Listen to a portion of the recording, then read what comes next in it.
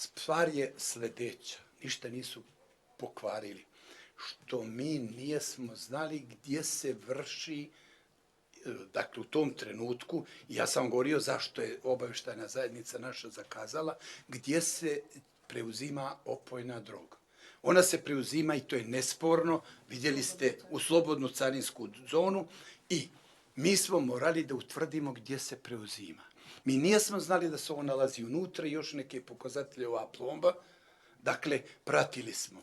Drugo, postojila je još jedna mogućnost da ova kriminalna grupa, za koju mi operativno imamo podatke, kao što je jedno u Albaniji skoro, otme ovu drogu koja se kretala, dakle, od tačke A iz bara do Volija, pa smo morali ih dočekati onako domaćinski.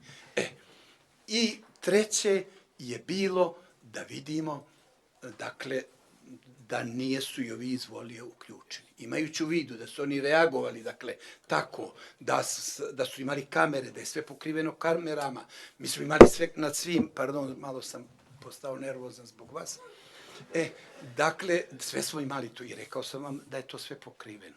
Dakle, vraćamo se, ni ništa nije pokvareno, sem što je potvrđeno i ja pohvaljujem i kompaniju Voli na saradnji, dakle, njihov vrh i pohvaljujem ove radnike, odnosno jako mi je drago da su se oni pokazali jako časni, pošteni, prijavili odmah, ne bi oni mogli učiniti ništa drugo, ali nije su recimo uzeli kilogram, 2, stavili u džep i tako dalje. I sreća za njih da nijesu. Da vam sad završim. Nakon toga je išlo poligrafsko testiranje i sve tako dalje, ali to je sad bez značaja. Samo da vam završim sljedeće. Zašto je policijska akcija uspjela? Dakle, zato što smo mi uzeli opojnu drogu i zato što smo mi spriječili da ta i na domaće tržište, mada ona se vraća umeđu vremenu, ona ostaje u malom broju, i građane Evrope, i da ove kriminalne organizacije, mada su došle do ogromnih para, dođu do 100 miliona i mogu da traže smjenu glavnog specijalnog tužioca, da iz ih bilo koga drugoga, da organizuju, da utiču na izabrane političare, da čine šta god im je drago. Jer shvatate, sad je važno tu pomenuti koga smo otkrili.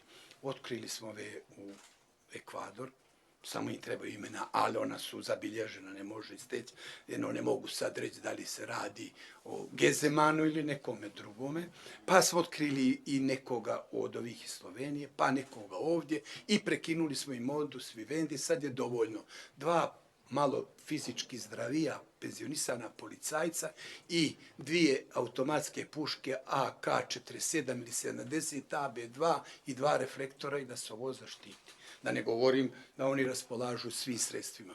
Ostao je još poneko, to je tačno, ali uvijek ima narodna da nije svako ni na Kosovo poginuo. Dakle, ostali su neki, pa će drugi put. Kao što vidite u ovim slučajevima, jeste li pratili kako smo otkrivali ove iz ovih takozvanih škaljarskog i kavačkih klanova i vidite da ih je negdje, koliko rekao smo, oko 300 do sad, 254. Eto, recite sad. Dakle, ovako, nikad David ne bi pobjedio Golijata, da ga je Golijat ozbiljno shvatio. Shvatate li? To je jedna naša prednost. Druga naša prednost je da mi samo iznosimo na osnovu činjenica. Ja sam i na jednoj drugoj prigodi, gdje je nešto drugo raspravljeno, govorio, ne možemo mi da prvo hapsimo, to je bilo, čak sam primjer naveo i vama ću da ne gubi vrijeme ni građani koji ovo slušaju. Dakle, negdje 50. godina prošlog vijeka, nakon rata, pa bi pripadnici UDBE pitali nekoga za neko krivično djelo, on ništa, brani se ćutanjem, oni kažu, onda ga oni malo, znate, fizički, i onda izvještaj šalju u komitet. Kad ga pitasmo, ništa ne prizna. Kad ga ozbiljno priupitasmo, sve je priznao. Razumijete? Mi to nemamo, niti se tim bavimo, mi smo demokratska strana i mi možemo samo da vam iznesemo dokaze. A dokazi su ovo. Kad bi sad ja sa vama sjedio pa vršio jednu intelektualnu raspravu u nekoj kafanici ili kući, pa raspravljali o tim velikim zavjerama, mogao bih vam iznijeti 2 ili 3 pravca, ali to ne mogu da nas dava činimo, ali ako se čujemo, neđe i vidimo, dragi prijatelju, Bože mi o tome razgovaramo. Evo, sad se naježi, hvala se.